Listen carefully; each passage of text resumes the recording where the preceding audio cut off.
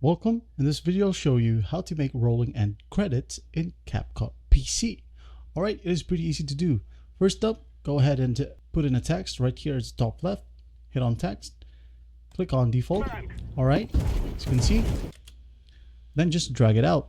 And here, let's say for example, you want your credits to be at the end of the video. Alright, let's say for example, we're going to type in credits.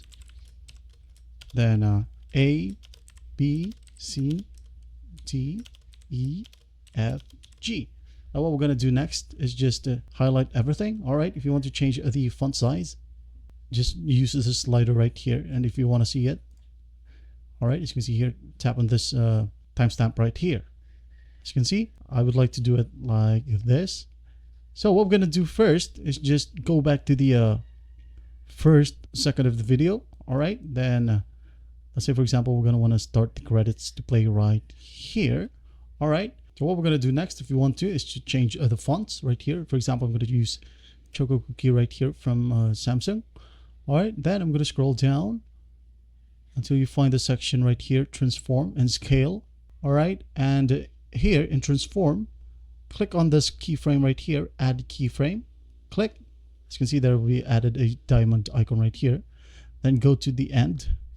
All right, and then let's say for example you wanted to end this credits exactly right here, and again just hit on transform.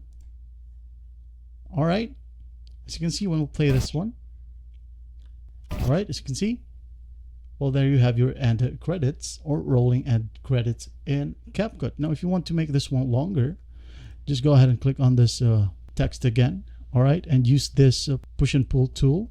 All right, to make it wider, click on the keyframe and just drag it out at the end.